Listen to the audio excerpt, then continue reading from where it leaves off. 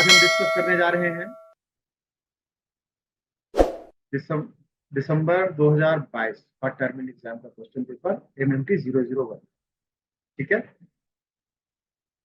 हम पिछले दो क्लासेस में दो क्वेश्चन पेपर डिस्कस किए हैं और चूंकि एग्जाम नजदीक है तो हम क्वेश्चन पेपर ही देखेंगे सो दैट आप लोग एक आइडिया हो कैसे पेपर पास करना है। और आइडिया नहीं, आप लोग जिस तरीके से कर रहे हैं सारे ही अच्छे नंबर से पास करने जा रहे हैं। हमने कल कुछ क्वेश्चन पेपर निकाला था, उसमें से एक क्वेश्चन पेपर ये भी मैं शेयर कर रहा हूँ। ठीक है,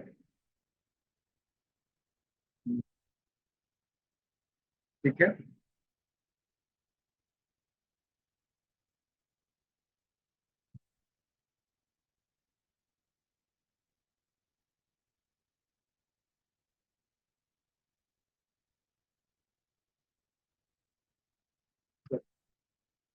तो ये हमारा दिसंबर 2022 का क्वेश्चन पेपर है। ठीक है, हमने अब तक जो दो क्वेश्चन पेपर डिस्कस किया, दिसंबर 2023, दिसंबर टर्मिन 2023 एंड जून टर्मिन 2023, हम उस पे देखे थे कि हमारा क्वेश्चन थोड़ा रिलेटिवली इजी था। इसमें थोड़े से क्वेश्चन टफ है। अब मैं जानना चाहता हूं अगर ऐसे question, again pattern of question समझाने की जरूरत नहीं है। हमारे पास एक क्वेश्चन पेपर में 5 क्वेश्चन होते हैं। क्वेश्चन नंबर 1 कंपलसरी होता है, any 3 from the rest of 2 to 5। तो टोटल मैक्सिमम मार्क्स 25 का होता है, बट क्वेश्चन पेपर कंटेन करता है 30 नंबर का। तो 30 में से किसी 25 नंबर का हमें करना है, बट क्वेश्चन नंबर 1 कंपलसरी है, ये हमें कंटेन करना है, हमें जरूर अटेम्प्ट करना है। 1.5 आवर्स का समय होता है एमएमटी 001।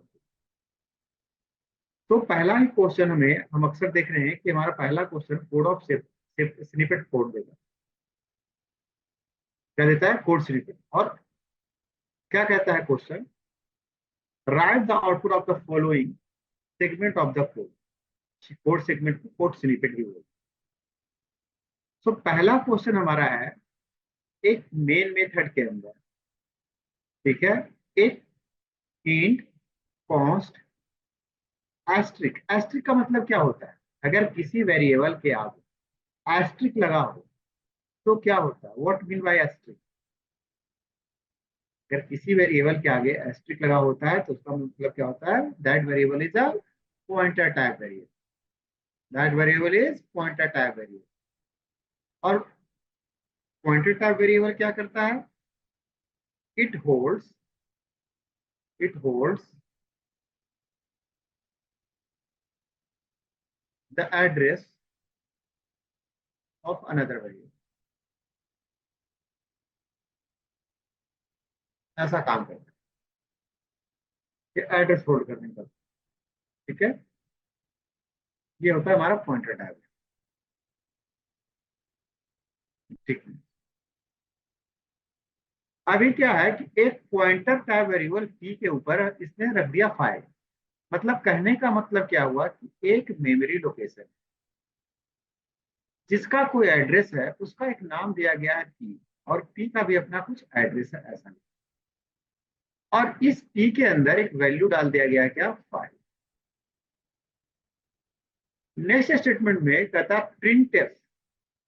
प्रिंट कहता float, print F print function बोलते हैं। Print F stand for print function, जो कि स्टेटमेंट को प्रिंट करने के लिए हम यूज करते हैं। Percent D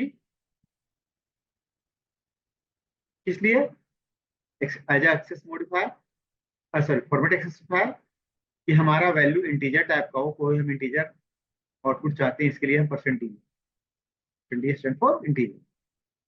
percent D stand for integer. ठीक ना? और मैं चाहूंगा कि आप लोग एस और नो करते रहें, तो दैट क्लास थोड़ा सा इंटरेक्टिव लगे। आप, you are not new to me. एक बॉन्ड है, हम लोग बात कर सकते हैं। ठीक है, घर में होंगे अपने कंफर्ट में होंगे, बट बात तो हम कर सकते हैं।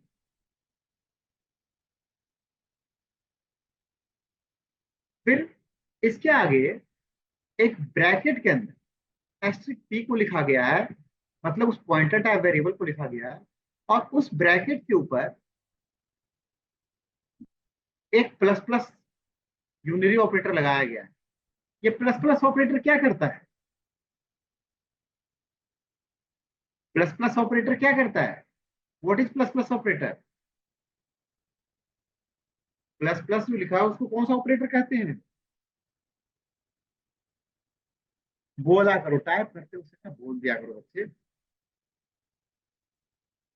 Increment operator. यस ठीक सर। है। हाँ बेटा, तो अब यहाँ दो क्वेश्चन है कि क्या हम पॉइंटर का इंक्रीमेंट कर सकते हैं क्या? तो हम पॉइंटर का इंक्रीमेंट करके हम नेक्स्ट एड्रेस पे जा सकते हैं। ये क्वेश्चन यहाँ से ये आता था कि क्या हम पॉइंटर का इंक्रीमेंट कर सकते थे क्या? तो हाँ, हम पॉइंटर को इंक्रीमेंट करके नेक्स्ट एड्रेस पे जा सकते थे। वो एरर नहीं है। एरर क्या है कि आपने ये जो डिक्लेरेशन वाली लाइन है, जो आपने वेरिएबल डिक्लेयर किया है पॉइंटर टाइप जिसका नाम p है, वो आपने एक कॉन्स्ट बनाया है। कॉन्स्ट स्टैंड फॉर क्या? कॉन्स्ट मीन्स क्या होता है? कांस्टेंट।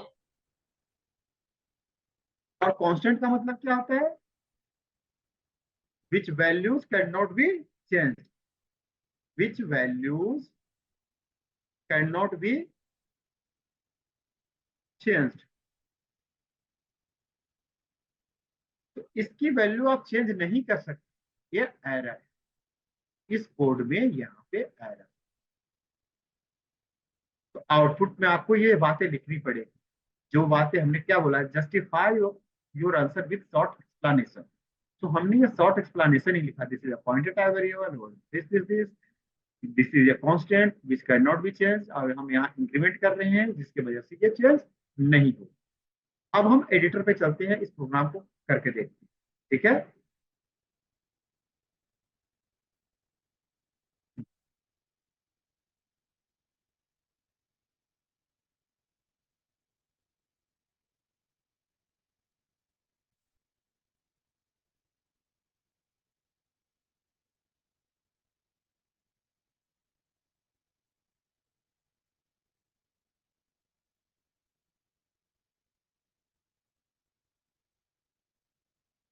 ये वो प्रोग्राम है, ठीक है जी, ये वो हमारा प्रोग्राम है। ठीक है। यस अभी देखिए, चूंकि हम आईडी में हैं, नाउ अडेज आईडी भी एडवांस होता है। वो यहीं पे एरर रेड कलर शो कर रहा है। मैं अपने पेंसिल का कलर चेंज कर लेता हूं।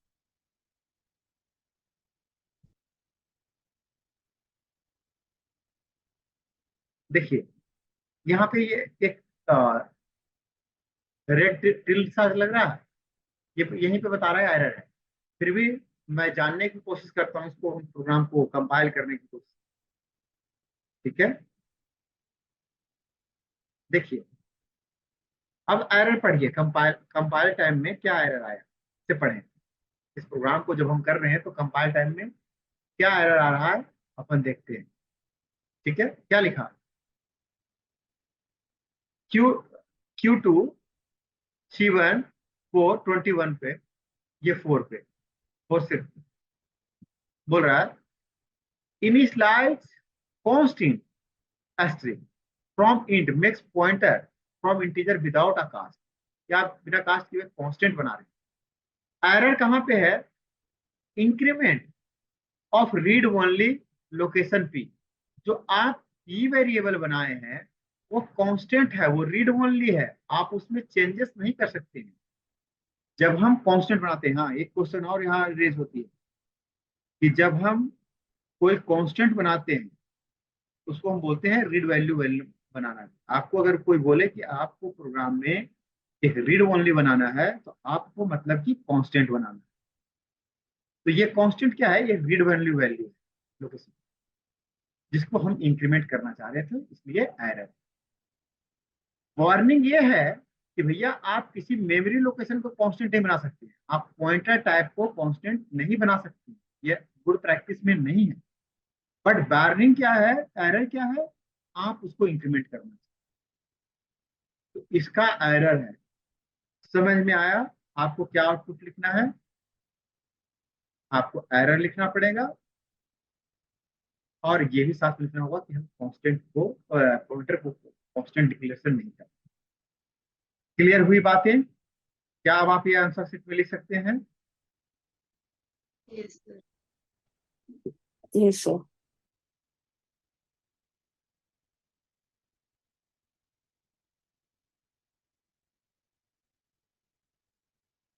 तो अगर आप ऐसे लिखेंगे, then you will get what, 2 marks. So next question, ये क्वेश्चन क्या लगता है, इज इट इजी और हार्ड?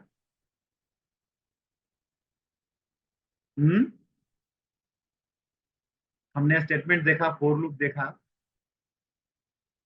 तो क्या लगता है ये आसान है या मुश्किल सा है कुछ? क्या है ये, आउटपुट क्या आएगा? हमने कल वाले, जब हम पॉइंटर कैरेक्टर सॉरी जब हम कैरेक्टर का एरे कर रहे थे, तो हमने इस सिंबल के बारे में भी बात किया था कुछ। वहां से आप लोग इसको मैप करने की कोशिश करें, क्या आउटपुट आएगा, कुछ आइडिया है किसी को?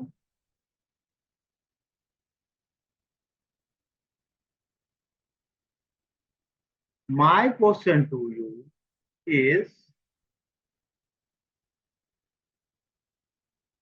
Can be write a for loop like this? क्या हम एक फॉर लूप ऐसा लिख सकते हैं क्या?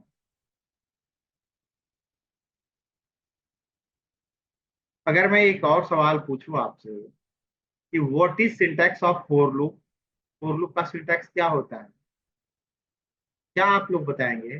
बताइए, फॉर लूप का सिंटैक्स क्या होता है? फॉर लूप अपने सिंटैक्स में क्या क्या कंटेन करती है?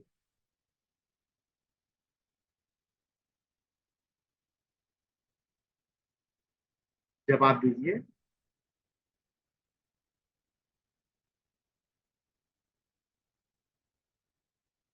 Beans first expression, second expression, third expression. ये जो फर्स्ट एक्सप्रेशन है, सेकेंड एक्सप्रेशन है और थर्ड एक्सप्रेशन है, वो क्या क्या है? फर्स्ट एक्सप्रेशन हमारा इनिशियलाइजेशन था, like int I equal to 0, जो उसके बाद हम उसको सेपरेट करते थे सेमी कॉलन से। फिर दूसरा क्या होता था, कंडीशन,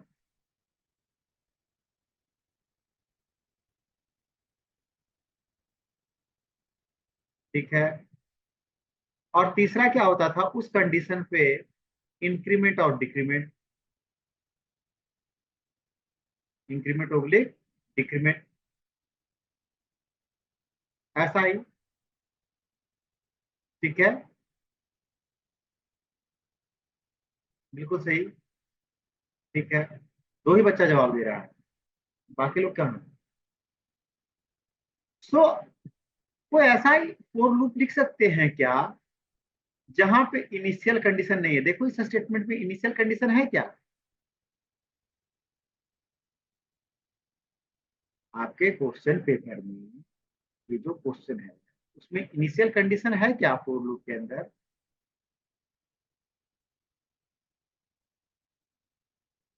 या बहुत सारा चीज लिखा गया, मैं इरेज करूँ कुछ? देखिए, इनिशियल कंडीशन है क्या?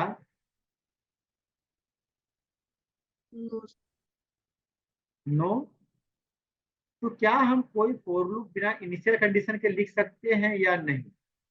यही मेरा दूसरा क्वेश्चन था कि क्या कोई फोर लूप इस तरीके से लिख सकते हैं क्या, बिना विदाउट इनिशियल कंडीशन? यस और नो? हम्म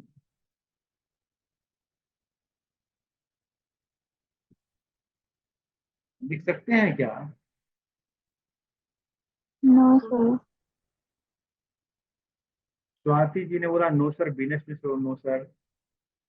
जी नहीं, आप दोनों ही गलत हैं। ऐसा कर सकते हैं, विदाउट इनिशियल कंडीशन लिखे हुए बना सकते हैं, ये होता है। ऐसा देख के यहाँ एरर मत लिख दीजिएगा। यहाँ कोई इनिशियल कंडीशन नहीं दिया है, इट डजंट मीन कि ये काम नहीं करेगा, ये काम करेगा।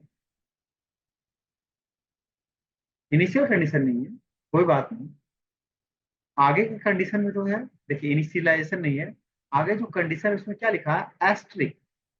आगे एस्ट्रिक है मतलब क्या, पॉइंट है। और उसने डबल कोट के अंदर लिखा आई एम पॉइंटर प्लस आई। अब आई एम पॉइंटर और प्लस आई,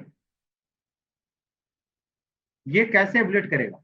ये दूसरी बात इधर अभी मैं बोलता हूं, नॉट इक्वल टू नल, कि जब तक ये नल ना हो जाए आई अपने आप को इंक्रीमेंट। अब आई का इनिशियल कंडीशन तो है नहीं, इधर लिखा I equal to zero, int I equal to zero लिखा है ऊपर, यहाँ लिखा है ना, इधर इनिशियलाइजेशन है ना। तो कह रहा है कि जब तक ये जो स्टेटमेंट लिखा हुआ है नॉट जीरो हो, आई अपने आप को इंक्रीमेंट करे। और क्या इसके अगेंस्ट करे, पुट कैरेक्टर।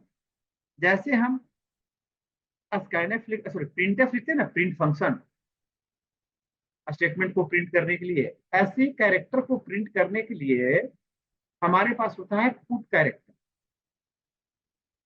हम आईओ पढ़ते हैं या स्ट्रिंग पढ़ते हैं, वहां ये आईओ में बेसिकली ये लिखा हुआ है, बहुत सारे function, get, gets, put, puts, ऐसा, put character, C H R, scanner, printer, ये सारे उसमें लिखी हुई है। ठीक ना? तो अभी यस। ये देखिए, इसने एक आगे एस्ट्रिक लिखा, जो बातें इस डबल कोट में लिखी हुई है वो बातें एज इट इज प्रिंट होगी। ठीक है, वो बातें एज इट इज प्रिंट होगी जो ये लिखा हुआ। यहाँ प्लस आई क्या, एक ही कंडीशन है, जीरो। ठीक है, आगे कुछ नहीं। तो ये इसका जो पहला जीरो इंडेक्स पे अगर हम इसको इसको अगर हम कैरेक्टर का एरे माने, तो जीरो इंडेक्स पे पहला डेटा कौन सा है, जीरो इंडेक्स पे पहला डेटा कौन सा है, आई। तो यहाँ आउटपुट होगा आई एम पॉइंटर आई, बस उसके बाद रुक जाएगा, क्योंकि इसके अंदर नीचे कंडीशन नहीं है कि आपको अपने आप को इंक्रीमेंट करें। ये आउटपुट है। ठीक है, देखते हैं इसको। कुछ समझने में भी डाउट है तो पूछिएगा, अगर समझने में डाउट है तो आप हमसे पूछ लेंगे।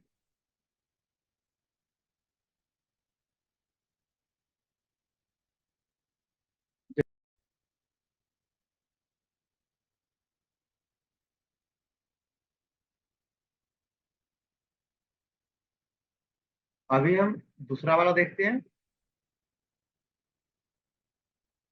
है,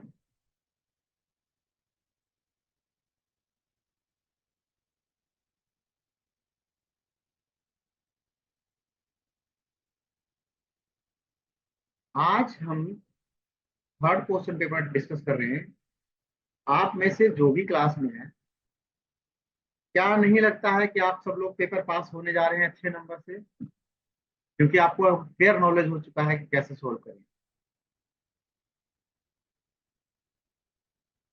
देखिए कहीं कोई एरर है नहीं है, सेम प्रोग्राम है, आप ही का प्रोग्राम है।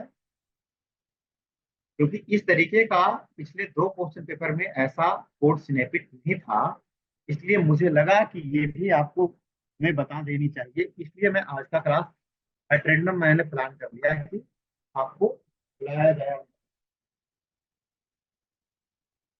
ठीक किया या नहीं, गलत कर दिया?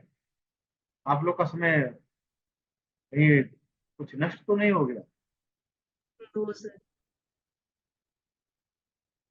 अगर कहीं कुछ समय आपका बर्बाद हुआ हो तो हम क्षमा प्रार्थी हैं, लेकिन मेरा ये था कि आप लोग को पेपर तो अच्छे नंबर से आ जाए, पास तो कर ही जाओगे, बट फॉर श्योर अच्छे नंबर आने के लिए हमने ये कर लिया। अभी जो एक्सप्लेन किया था उसमें कोई दिक्कत था, बताएं। अभी जो हमने एक्सप्लेन किया था उसमें कोई दिक्कत नहीं। देखो नो सर। प्रोग्राम में भी कोई एरर नहीं है। हाँ, ऑल्दो आपका अपने बुक वाला कोड लीजिएगा ना, उसमें बहुत सारा एरर दिखाएगा, उसको ठीक करना होगा, ठीक ना।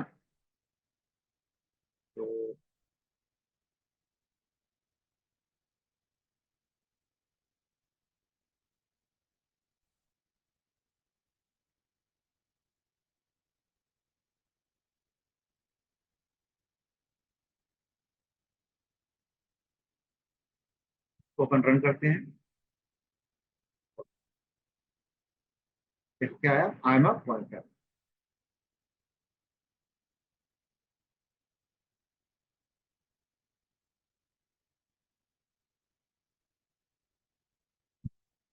क्या है, आई एम अ, सिर्फ उसको ये पॉइंटर मिला।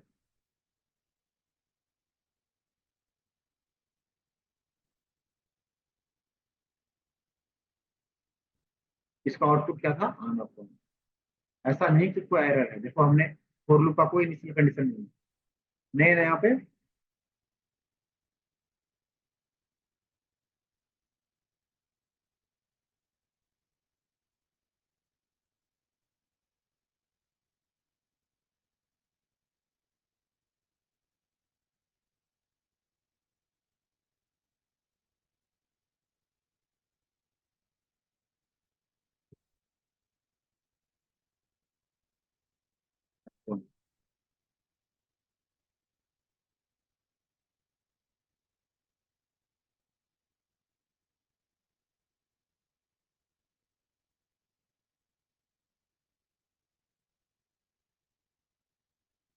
तो ये पूरा आई एम पॉइंटर प्रिंट कर दिया।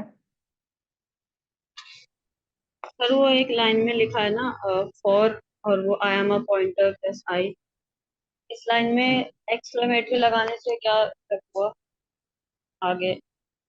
आगे मतलब वो जो एक्सक्लेमेटरी इक्वल टू लिखा हुआ है, उससे क्या हुआ, मतलब वो क्यों मैं लगाया गया है? मैं लाइन नंबर बोलो, ये लाइन नंबर 12 में आप पढ़ रहे हैं। यही वाली। ये इसकी बात कर रहे हैं। जी, जो फॉर ठीक। कंडीशन लगाई। हाँ, उसमें जो पहले हमने सेमी कॉलन यूज किया वो, हाँ, जो हमने ये सेमी कॉलन यूज किया उसी की बात बोल रहे हैं ना आप। हाँ जी, हाँ जी। हाँ, अब देखिए बड़ा अच्छी बात, ऐसे क्वेश्चन पूछना चाहिए। अभी तक तो एरर नहीं है ना। हम्म। क्या सर? अ- अभी तक तो प्रोग्राम में एरर नहीं है। मैं इसको नहीं नहीं। हटाता हूँ। हाँ। अच्छा। देखिए एरर दे दिया। ये बड़ा बारीक चीज हाँ। है, बहुत अच्छा आपने, आपके मन में क्वेश्चन आया, आपने पूछा, बहुत अच्छा है। ऐसे ही मैं क्वेश्चन पूछने वाले को मैं मानता हूँ। क्वेश्चन पूछा करो। अगर ऐसा रहे कि आगे का कंडीशन वाले,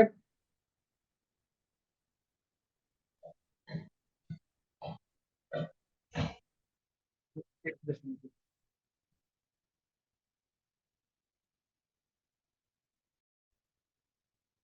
हाँ, जब आप इनिशियल कंडीशन का नहीं देंगे तो एरर आ जाएगा। आप इनिशियल कंडीशन दें या ना दें, आप उसका टर्मिनेटर जरूर यूज, अब एरर खत्म हो जाए। अगर आपके क्वेश्चन में ये ना दे तो उस समय एरर बोल देना, क्योंकि इसके 3 सेक्शन होते हैं। हर एक सेक्शन टर्मिनेट, जो हमारा सेमी कॉलन है उससे सेपरेटेड होता है। ये पहला सेक्शन बेशक कुछ दे या ना दे, ये इनिशियलाइजेशन के लिए गया, दूसरा कंडीशन के लिए गया, और तीसरा सेक्शन इंटरव्यू का। इसलिए ये इंपॉर्टेंट है मैम। क्लियर हुआ। Yes sir.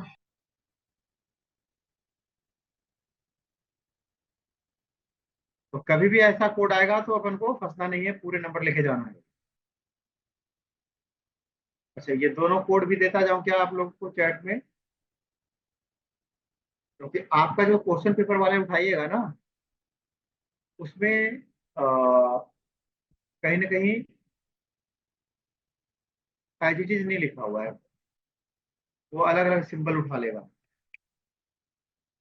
एक मैंने दे दिया, और ये क्वेश्चन नंबर 2 भी दे रहा हूँ।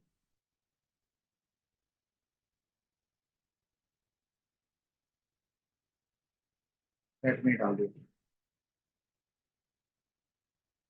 ठीक है। अब हमारे पास है क्वेश्चन नंबर 3। इसका बताओगे क्या कोई? क्वेश्चन नंबर 3 का आउटपुट क्या होगा, बताएंगे क्या कोई?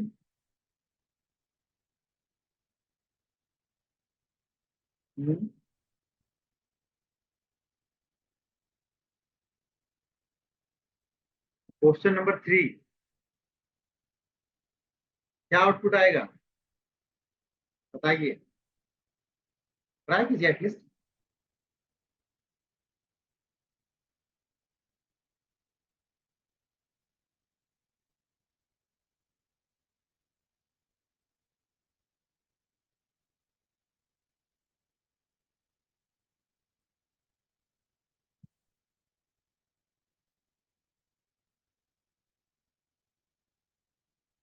क्या हुआ, एनी आइडिया?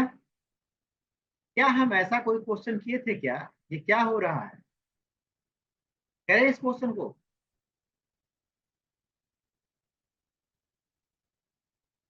करें क्या? यस क्या लिखा है?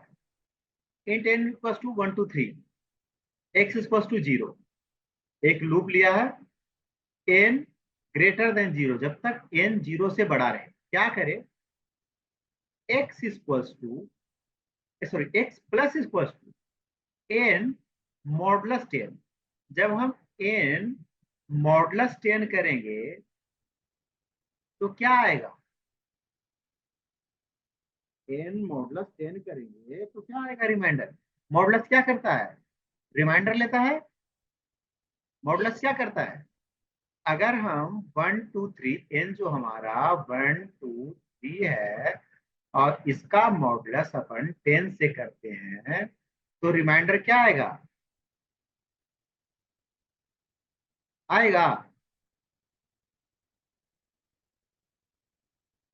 हाँ प्रीति चावला, ठीक, 3, बिल्कुल गुड, करेक्ट। और क्या कर रहा है? x plus equal to N, x की वैल्यू क्या है? 0। अगर ये स्टेटमेंट ऐसा हो रहा है कि 0 + 3, तो क्या होगा? x की वैल्यू क्या होगी? x की अगली वैल्यू क्या हो जाएगी? 3 हो जाएगी। यस और नो?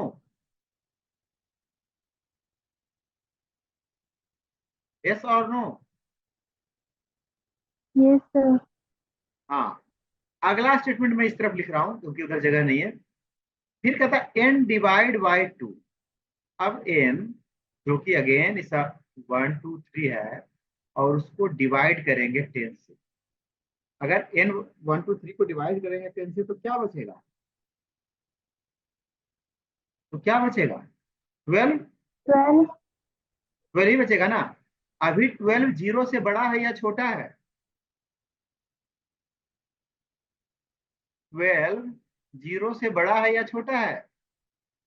बड़ा। बड़ा है। अभी ये n का ही वैल्यू आया ना, क्या लिखा हुआ है? n डिवाइड इक्वल्स टू, मतलब ये स्टेटमेंट जो लिखा हुआ n डिवाइड इक्वल्स टू, इसका मतलब ये होता है कि n equals to n divide by 10, ये इसका मतलब होता है। तो n जो कि 1 2 3 था, डिवाइड बाई 10 हुआ, तो आया 1 2, आया 1 2,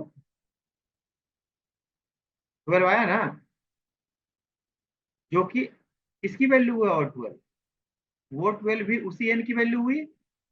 ये जो 12 वैल्यू आया किसकी वैल्यू है? इसी n की है ना बच्चे? यस और नो? Yes sir. और अभी हमें हमारा लूप क्या कर रहा है? n जब तक ग्रेटर देन रहे 0।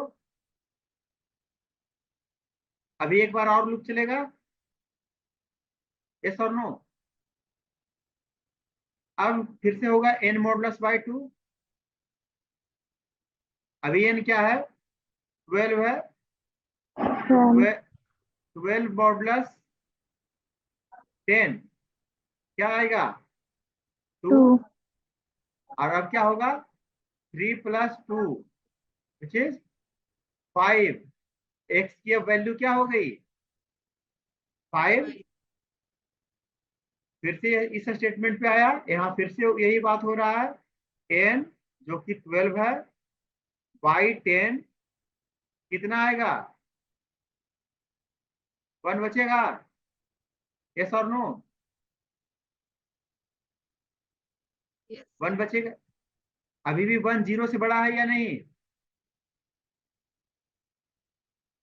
1 मॉडुलस 10 क्या होगा, 1 मॉडुलस 10 क्या होगा,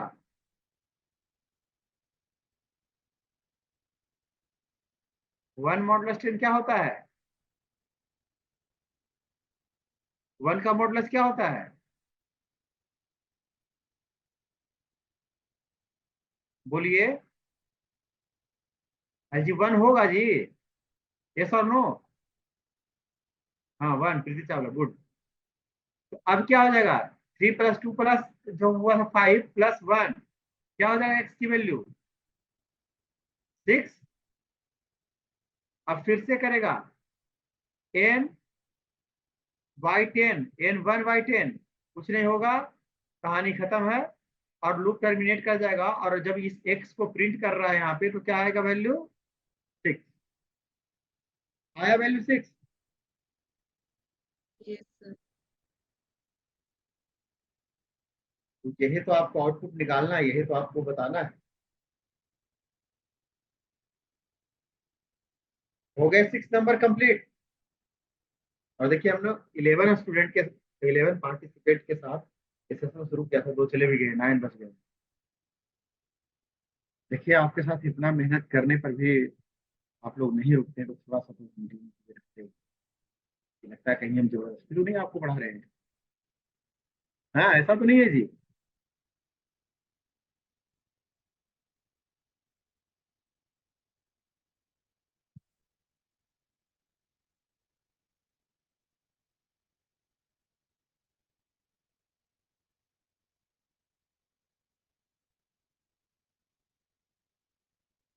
मैं इसका आउटपुट आपको दिखा दूँ।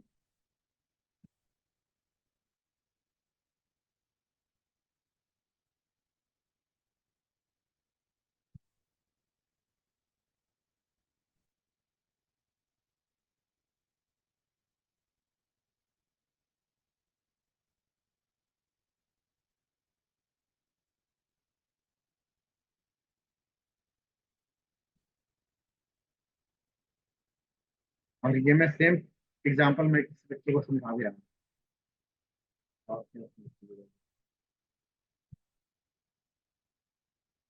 ये सारा किया क्लियर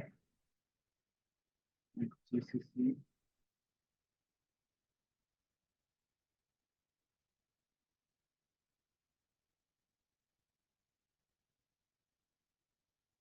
देखिए आउटपुट क्या आया, एक्स की वैल्यू 6 जो हमने वहां निकाला। तो जो हम मैनुअल निकाल रहे हैं वही अगर वैल्यू आए तो समझिए हमारा सही है। और ये तो मैं आपसे चाहूंगा आप लोग खुद बताएं।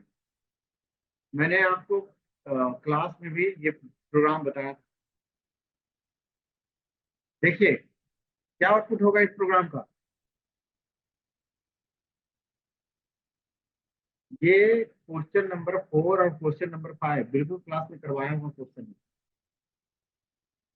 तो मैं एक्सपेक्ट करूंगा जरा आप लोग आंसर बताएं।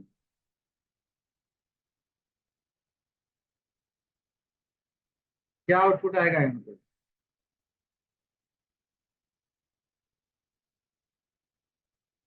हम्म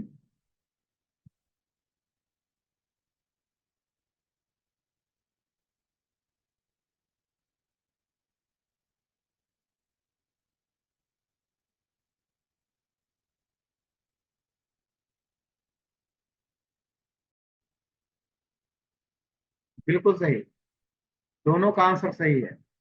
बस दो ही लोग आंसर दे रहे हैं, स्वाति कोई है वो भी आंसर दे रही है। अच्छा, अब देखिए क्या हो रहा है। एक्स की वैल्यू 1, वाई की value 2, question D plus plus x. X की वैल्यू क्या है, 1 है, और ये जो प्लस प्लस है वो प्रीफिक्स है, मतलब तो इसमें क्या होगा, x equals to x plus 1 which is 1 plus 1 मतलब 2, ये पहले ही हो जाएगा। अब यहाँ पे x की वैल्यू 2 है, plus y plus plus, y में जो प्लस प्लस है वो बाद में है, पोस्ट फिक्स है, तो y जो इंक्रीमेंट करेगी इसकी इम्पैक्ट, y जो इंक्रीमेंट करेगी इसकी इम्पैक्ट बाद में दिखेगी हमें। y जो इंक्रीमेंट करेगी y भी होगा y equals to y plus 1 which is 2 plus 1 3, but ये बाद में इम्पैक्ट आएगा। जो अभी कैलकुलेशन के लिए इसकी पुरानी वैल्यू 2 है वो ही यूज हो जाएगी, तो 2 प्लस 2 4, इसका आउटपुट क्या आ जाएगा, 4।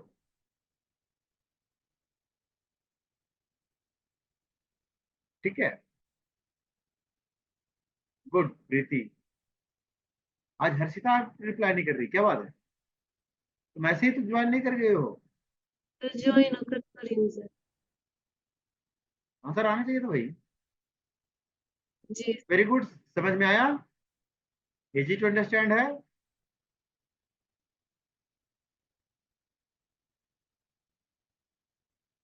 अब मुझे लग रहा है कि हमारे बच्चे पास हो जाएंगे अच्छे से।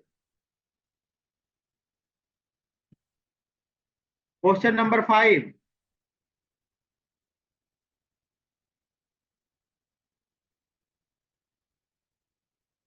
क्या होगा,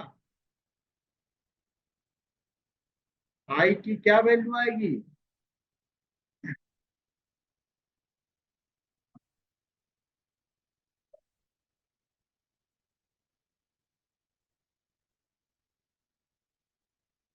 क्या आउटपुट आएगी। हम्म,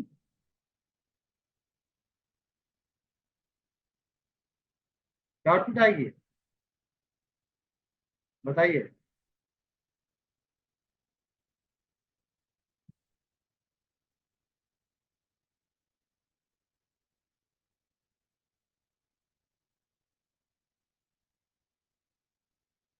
और कोई,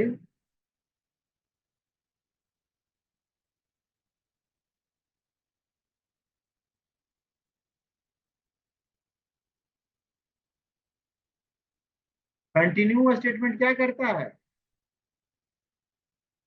यहाँ एक लिखा हुआ कंटिन्यू, ये क्या करता है, कंटिन्यू करता है जब गिवन कंडीशन आता है वहां पे उसको स्किप करता है, स्किप ओनली गिवन कंडीशन, और रेस्ट ऑफ को प्रिंट करता है। ठीक है, तो कंडीशन क्या है, आई इक्वल टू 3, तो क्या करेगा, पहले ये 1 प्रिंट करेगा, 2 प्रिंट करेगा, जैसे ही ये आई इक्वल टू 3 आएगा उसको स्किप कर जाएगा, और रेस्ट ऑफ को प्रिंट करेगा 4, और इसको 5 को, क्योंकि ये लेस देन 6 है, तो 1 2 4 5 ऐसा प्रिंट करेगा। बिल्कुल क्लियर हुआ।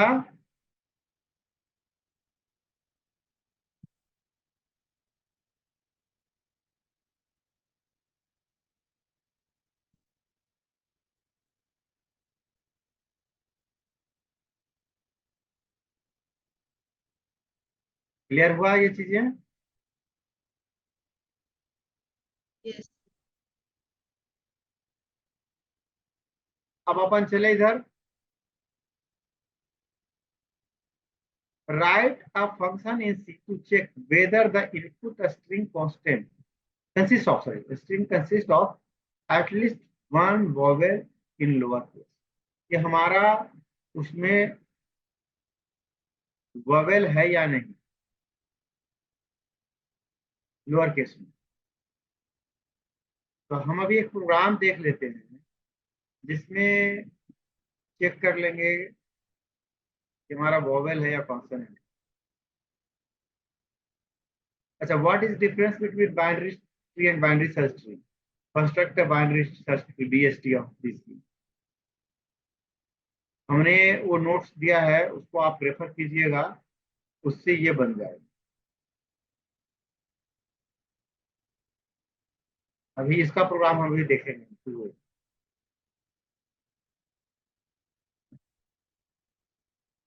Write C program takes 2D matrix input from user and perform matrix addition। इसका 2 मैट्रिक्स का एडिशन है, ये प्रोग्राम हमारे पास है। अच्छा, ये एवोल्यूशन ऑफ पोस्टफिक्स, ये पोस्टफिक्स एवोल्यूशन, ये स्टैक का क्वेश्चन है। आप स्टैक पढ़ेंगे, वहां से क्वेश्चन बनेगा। Write a function to perform insertions of topic. How does a stack, देखो ये क्वेश्चन दोनों को रिलेट कर रहा है। ये क्वेश्चन ये एक ही जगह से आया हुआ है। फ्रॉम क्यू, क्यू अलग चीज है। Write the function to perform push on top operation of stack. ये मतलब एक अगर मैं आज स्टैक आपको बता दूं तो ये 2 क्वेश्चन हो जाए। अच्छा, ये मैं आपको कल भी वर्बली बताया था, क्लॉक मिलॉक और रियलॉक कैसे होता है। और ये दोनों बातें, call by value, call by reference, और हमने कुछ एग्जांपल्स देखा था जिसमें कॉल बाय वैल्यू ले रहे थे। कॉल बाय रेफरेंस क्या होता है कि जहां पर हम वैल्यू ना दे करके हम जब फंक्शन कॉल करते हैं, उस समय तो वैल्यू के जगह पे हम उसका एड्रेस पास कर देते हैं। जब हम फंक्शन कॉल करते हैं तो वैल्यू के जगह पे हम क्या करते हैं, उसका एड्रेस अगर पास कर देते हैं, हाँ, ऐसे को हम बोलते हैं कॉल बाय रेफरेंस। हम उसको रेफरेंस देके ही कॉल कर लेते हैं, उस रेफरेंस में जो कुछ भी होगा उसका होगा। ठीक है, तो ये कॉल बाय रेफरेंस हालांकि एक रॉन्ग प्रैक्टिस है प्रोग्रामिंग के में। तो आने जो बाद के प्रोग्रामिंग आए जावा वगैरह, उसने इसको हटा दिया है। जो भी है जावा में सिर्फ कॉल बाय वैल्यू ही होता है। क्योंकि अगर आप हर किसी को आप एड्रेस देने लगे, कोई भी आके आपके प्रोग्राम में पेनिट्रेशन कर देगा, कोई भी आके आपके प्रोग्रामिंग में चेंज कर। तो अच्छे प्रोग्रामिंग ना, जो हमारा पॉइंटर का कॉन्सेप्ट है उसको भी हटा देता है। ठीक है, तो अभी मैं एक काम करता हूँ, स्टैक पहले बता दूं सो दैट कि तुम 2 क्वेश्चन कर पाओ। ये जो स्टैक का इम्प्लीमेंटेशन है ये भी कर पाओ। आप जैसा करो, आप अगर कहोगे तो सर स्टैक बता दो, नहीं तो ये स्टैक बता देंगे, नहीं तो आपका ये दो दो दो क्वेश्चन है प्रोग्रामिंग का, वो दोनों प्रोग्राम।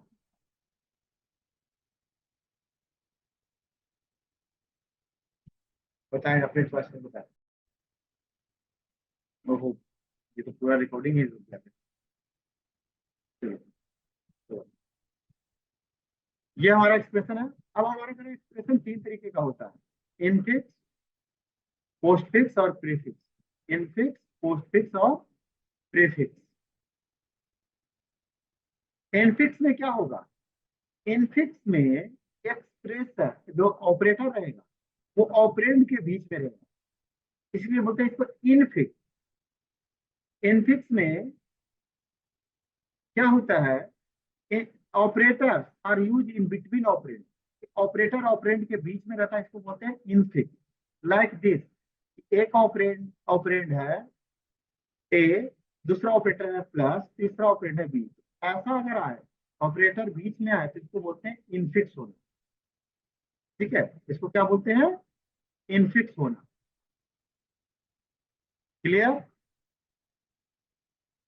पोस्ट फिक्स, जब हमारा ऑपरेटर ऑपरेंड के बाद आए उसको बोलते हैं postfix. Like this, A B plus, इसको बोलते हैं postfix. Operator follow operand, operator किसको फॉलो करता है, ऑपरेंड को। और प्रीफिक्स क्या होता है, जब ऑपरेंड फॉलो ऑपरेटर, जब ऑपरेंड फॉलो ऑपरेटर, मतलब पहले ऑपरेटर फिर ऑपरेंड आता है, उसको क्या बोलते हैं, प्रीफिक्स। क्या बोलते हैं, प्रीफिक्स। ठीक है, यस और नो, क्लियर हुआ। तो कहता है कि हमें एक्सप्रेशन कन्वर्जन सीखना है। From infix to postfix like postfix to prefix, जैसे आपका एग्जांपल में दे रहे हैं कि देखिए एक स्टेटमेंट है D equals to A plus B into C, क्या होगा? पहले कहता स्टेप 1 में operators in the given infix spaces सारे ऑपरेटर पहले काट लो, क्या क्या है? इक्वल्स टू प्लस इंटू, तीन ऑपरेटर और order the operator according their preferences, इसकी जो प्रेसिडेंस होती है, प्रेफरेंसेस होती है, उसके अकॉर्डिंग सॉर्ट करो। समझे या नहीं? जो ऑर्डर होता है उसके अकॉर्डिंग। तो जब मैं आपको ऑपरेटर पढ़ा रहा था तो आपको बोला था कि आप ऑपरेटर का प्रेसिडेंस को ध्यान रखिएगा कि किसकी कितनी प्रेसिडेंस है, कौन किससे बड़ा है छोटा है, बताया था जब मैंने आपको कुछ सवाल क्वेश्चंस भी करवाए थे एक्सप्रेशन से। तो मेरी बातें बहुत जरूरी बातें होती है, इस पर थोड़ा सा आपको गौर करके चलना होता है। चलिए ठीक है, तो इसमें सबसे ज्यादा प्रेसिडेंस किसका है? इनटू का है, फिर प्लस का है, और देन इक्वल्स टू का। तो नाउ कन्वर्ट द फर्स्ट, क्या करो? डी इक्वल्स टू ए, अब ए क्या था? बी इंटू सी, बी और इंटू सी को सबसे पहले तोड़ो, तो यहाँ लिख दो बी सी, इंटू को बाहर करो। हमें क्या करना है? इनफिक्स से पोस्ट फिक्स, हमें एक्सप्रेशन को बाहर ले जाना है। यहाँ हमने क्या कर दिया, इसको बी इंटू सी में से इंटू को बाहर कर दिया और बी सी को साथ लिख दिया। स्टेप 4 में क्या किया? ए बी सी को बराबर लिख दिया, प्लस फिर लिख दिया प्लस, क्योंकि इसके बाद किया, फिर ऐसे डी ए बी सी, और ये हमारा इस इनफिक्स का ये हमारा पोस्टफिक्स कन्वर्ट। इसमें कोई डाउट है तो पूछिए, कहीं कुछ समझने में, क्योंकि यही आपका वो क्वेश्चन था।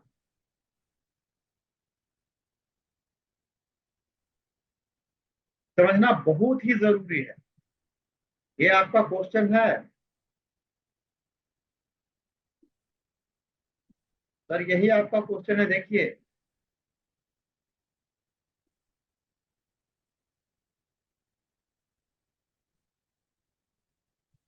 मतलब समझ रहे हैं कि सबसे ज्यादा प्रायोरिटी इसका था, फिर इसका था, फिर इसका था, आखिरी में इसका था। तो कोई ऐसा तो एक्सप्रेशन बना है, बना है या नहीं?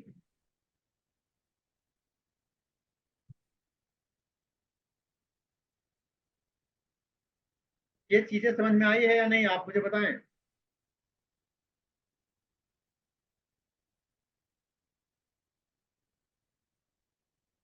क्या आप ऐसा बना सकते हैं? यस और नो?